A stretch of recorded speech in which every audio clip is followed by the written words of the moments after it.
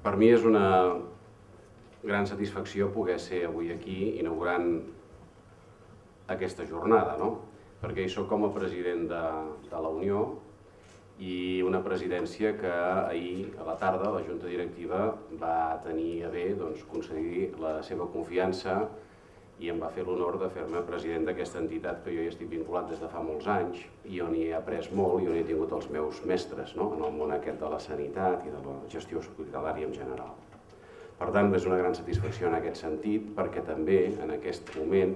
mateix que es va fer aquest nomenament en la meva persona com a president, es va fer el nomenament de la doctora Ris com a directora general d'aquesta entitat, que és una gran satisfacció també perquè la meva presència serà una presència de tipus institucional, de tipus honorífic, però la màxima representació executiva de nivell executiu que tindrà la Unió i serà la doctora Ris, una persona que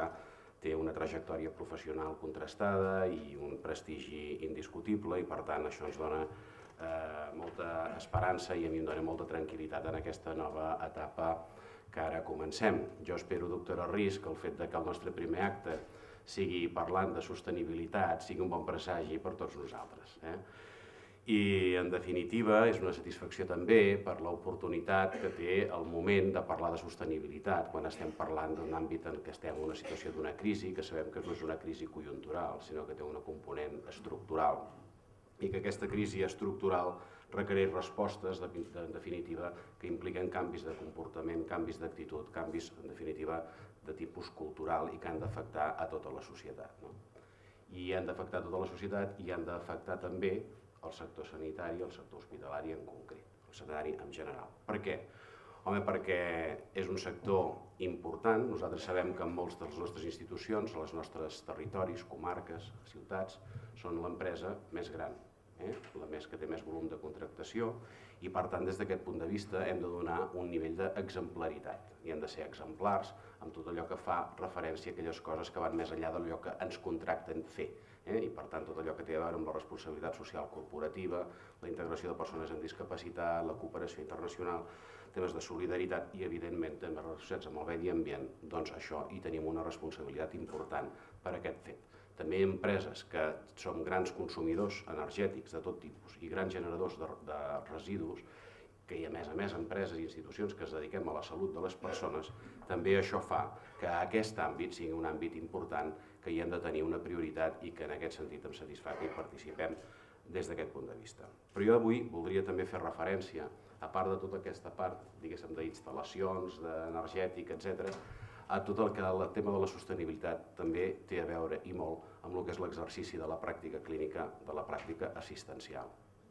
També des d'aquest àmbit ens hem d'implicar els nostres professionals per tal de ser sostenibles des d'aquest punt de vista. I per tant hem d'aplicar allò que ja venim fent i que ja tenim una tradició i una història però hi hem d'impulsar, que és abordar els nous models assistencials que vagin més al voltant orientats al pacient, que abordin els problemes del pacient i de les seves famílies amb una interdisciplinaritat a través d'hospitals de dia, unitats funcionals, que milloren la gestió clínica, que milloren la gestió dels recursos, que eviten duplicitats. Hem de millorar la coordinació entre nivells assistencials i hem de també treballar en xarxa compartint recursos, compartint professionals, compartint informació, compartint coneixement. I això ho hem de fer en tots els àmbits, però d'una manera molt especial en aquells àmbits que són vinculats a la gent gran, que són els grans consumidors de recursos i el gran augment de la demanda que estem tenint. I en aquest sentit tenim oportunitat no només de millorar la qualitat assistencial, sinó que tenim l'oportunitat de millorar el confort, la qualitat percebuda i, per què no dir-ho també, la gestió eficient dels recursos. És per això que és una veritat que millorar la qualitat a vegades no requereix més recursos, sinó que a vegades amb els mateixos, o inclús amb menys, ho podem fer les mateixes coses. Per això hem d'implicar els nostres professionals, i jo crec que en aquest sentit hi ha un discurs que els professionals hi poden entrar i de fet hi entren, i nosaltres tenim, com deia, com a sector, una cultura que ve de lluny en el que és la gestió, en l'àmbit de la cultura de gestió empresarial, amb orientació a resultats, i en aquest sentit som un sector que jo crec que en comparació amb altres sectors d'això que es dediquen a lo públic o el que és l'interès públic, tenim una llarga tradició en el que és la gestió eficient dels recursos i hem de dir que en aquest sentit un cop més posem per endavant i incorporem un nou concepte innovador com és el tema de la sostenibilitat en la gestió i crec que en aquest sentit em sento satisfet com a president de la Unió